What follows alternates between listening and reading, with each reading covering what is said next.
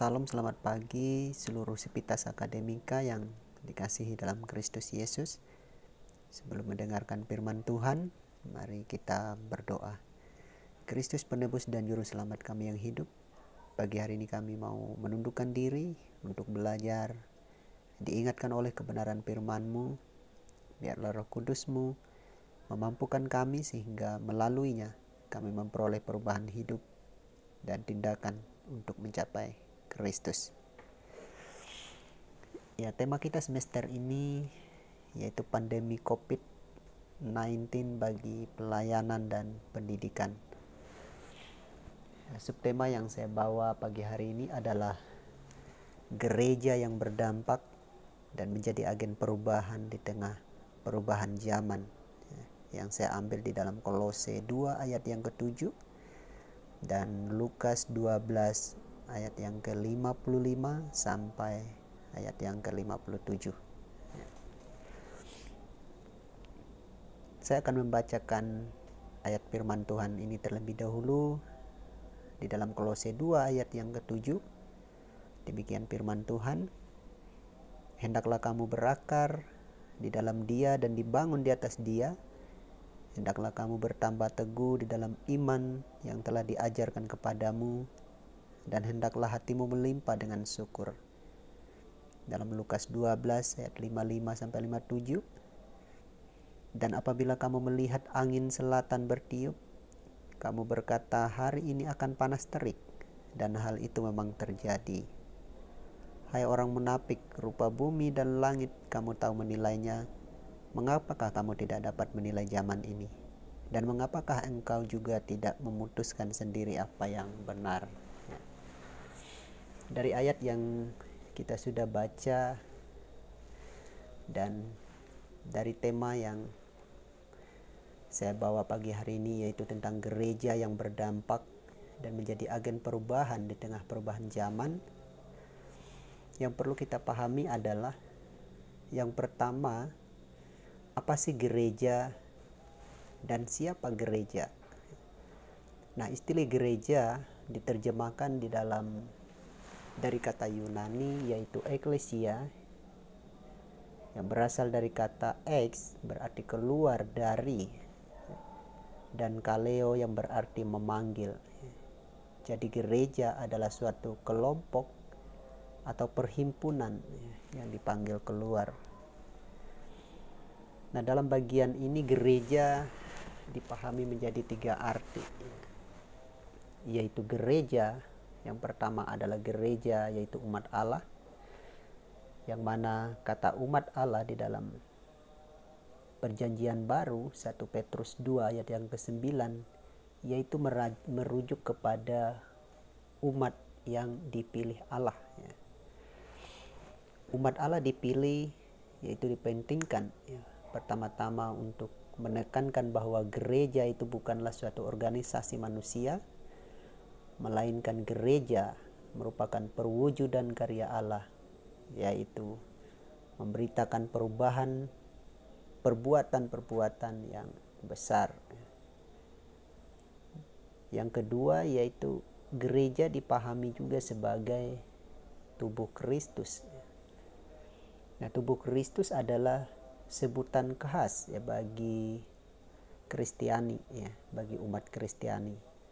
Di dalam 1 Korintus 12 ayat yang ke-12 sampai 13 di mana Paulus menjelaskan maksud daripada kiasan gereja sebagai tubuh Kristus, itu merujuk kepada kesatuan jemaat di dalam ayat dan pasal tersebut.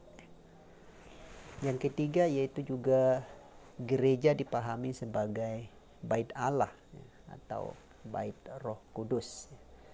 Di dalam 1 Korintus 3 ayat 16, 2 Korintus 6 ayat yang ke-16, Efesus 2 ayat yang ke-2. Dalam ayat ini gambaran gereja sebagai bait Allah. Bait Allah berarti tempat pertemuan Allah dengan kita sebagai gereja. Jadi oleh karena Dia di dalam satu roh, kita beroleh jalan masuk kepada Bapa. Nah, dari pengetahuan manusia akan tanda-tanda akhir zaman yang diperlihatkan melalui peristiwa dan tanda-tanda alam, ya, di dalam Lukas tadi, pasal yang ke-12 ayat 54 sampai 55 dan sampai yang ke-59, diikuti juga dengan tanda zaman di dalam 2 Timotius 3 ayat yang pertama sampai ayat yang ke-7, di mana tanda zaman di situ berbicara tentang sifat manusia yang berpotensi untuk hidup lebih mencintai dirinya sendiri, ya, kebanding dengan mencari dan hidup di dalam Tuhan. Ya.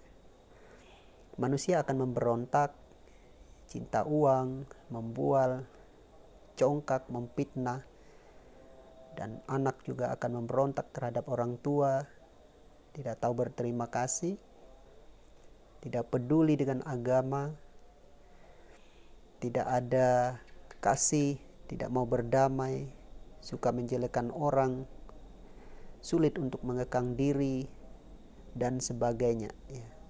Secara lahiriah mereka menjalankan ibadah mereka, tetapi pada hakikatnya mereka memungkiri kekuatannya. Ya. Di dalam 2 Timotius 3 ayat 1 dan sampai yang ke-7. Ya. Nah, ternyata keadaan ini diketahui oleh orang Yahudi, ya, khususnya orang Farisi. Ya. Namun bukannya mereka mengambil sikap dan tindakan yang benar, justru mereka mendebatkan hal itu kepada Yesus. Mereka datang menghujani Yesus dengan pertanyaan yang tidak pernah habis-habisnya. Pertanyaan itu bukan menunjukkan bahwa mereka ingin mau diajar, ya, atau mau jadi murid dan sebagainya. Tetapi pertanyaan mereka hanya menyudutkan dan hanya membuat Yesus sibuk, sehingga mereka tidak harus untuk ditelanjangi dosanya. Makanya dalam ayat yang ke-56 Lukas 12 tadi mengatakan bahwa Yesus menyebut mereka adalah orang munafik. Nah, dosa kemunafikan itu bukan dalam pengertian dia tidak tahu dan percaya. Justru dia tahu namun bertindak berlawanan dengan pengetahuan dan kepercayaannya. Nah, di tengah perkembangan dan perubahan zaman ini, manusia akan bersikap angkuh, ya, dengan pengetahuan merasa tidak membutuhkan Allah, seperti yang dijelaskan dalam 2 Timotius 3 ayat yang ke-1 sampai yang ke-7 tadi, ya. Meskipun sudah melihat bukti karya Allah, banyak tanda-tanda mujizat yang dikerjakan oleh Allah, namun itu tidak membuat manusia sadar dan peka terhadap akhir-akhir yang akan terjadi. Nah, dengan keadaan seperti ini, pertanyaannya adalah bagaimana gereja dapat berdampak dan menjadi agen perubahan di tengah situasi zaman yang terus berubah. Ya, dari ayat pembacaan firman kita di dalam Lukas yang ke-12 itu, saya mengambil fokus kepada ayat yang ke-57. Dan mengapakah engkau juga tidak memutuskan sendiri apa yang benar? Ya, jadi dari pemahaman, dari pengetahuan orang Farisi di situ bukan menunjukkan bahwa mereka harus memutuskan apa yang benar, ya. Tetapi mereka lebih condong untuk memperdebatkan hal itu, ya. Nah, tugas kita sebagai gereja yaitu gereja harus bersikap dan mengambil keputusan yang benar, ya, menurut panggilan gereja. Ya. Apa panggilan gereja? Ya. Gereja harus terbuka terhadap pemberitaan Injil, ya, supaya manusia bertobat dan memperoleh keselamatan. Nah, teks ini merupakan sebuah kritikan Yesus kepada orang Yahudi, ya, secara khusus orang Farisi dan ahli-ahli Taurat, ya. Oleh karena tidak ada kepekaan terhadap keputusan iman, ya, dengan pengetahuan yang mereka miliki, Mereka tahu membaca keadaan zaman, bahwa Allah akan datang sebagai hakim atas manusia yang menurut perbuatannya. Nah, keputusan iman mereka terus dipending, ya. Mereka geser sehingga tidak ada komitmen yang menyatakan keadaan yang betul-betul mau bertobat, ya, dan mengajarkan tentang pemberitaan akhir zaman ini, ya, mengajarkan bagaimana harus bertobat, ya, untuk kembali kepada jalan Tuhan, ya. Nah, dalam ayat ini Yesus mengharapkan, ya, dengan pengetahuan yang mereka miliki akan tanda-tanda zaman yang akan terjadi, untuk mereka mengambil keputusan, ya, supaya mereka juga tidak turut dihukum, dan orang-orang juga pada masa itu juga tidak turut dihukum, ya. Nah, keadaan manusia pada masa itu sama halnya dengan keadaan manusia saat ini, ya. Jadi inilah saatnya gereja, ya, harus berdampak dan menjadi agen perubahan bagi dunia, ya. Jadi gereja bukan hanya seperti membangun rumah dengan cermin yang hanya dapat melihat diri sendiri, hanya berpusat untuk membangun dan menumbuhkan diri sendiri, seperti ilustrasi Bapak Jimmy dalam khotbah minggu lalu yang diambil dari ilustrasi Bapak Pendeta Yakob Tomatala, ya. Tetapi sudah saatnya gereja seperti membangun rumah dengan jendela, ya, di mana gereja harus terbuka dan melihat situasi dan keadaan di luar. Yang kedua adalah selain gereja harus memberitakan Injil yang terbuka dan harus mengambil sikap dan keputusan yang benar dalam panggilannya, yang kedua adalah gereja sebagai pembawa visi Allah. Nah, visi Allah adalah bahwa Dia menghendaki dunia dan segala isinya diselamatkan. Dan Allah melakukan karya penyelamatan tersebut yang berpusat dalam Yesus Kristus sebagai penebus dosa. Jadi gereja dipanggil untuk menjadi tempat di mana iman dan karakternya akan dibangun untuk bertumbuh dan mencapai Kristus. Ya, jadi gereja sebagai visioner dipanggil untuk melayani. Kita menjadi penerus pelayanan Yesus, di mana Ia datang bukan untuk melayani, melainkan untuk melayani, ya.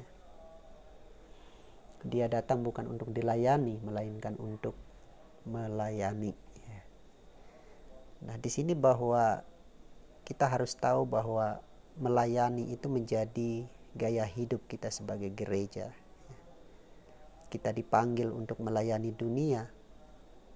Kita diberikan tugas untuk menjadi saksi. Kita diperlengkapi dengan kuasa karunia, ya. Di dalam Kisah Para Rasul 1 ayat yang ke-8. Jadi visi Allah harus menjadi poros atau inti dari pelayanan gereja kepada dunia.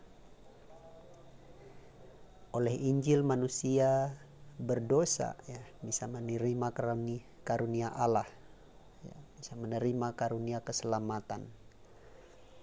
Dalam Roma 1 ayat yang ke-16 dan Efesus 1 ayat yang ke-13, di mana Injil adalah satu-satunya jalan keselamatan.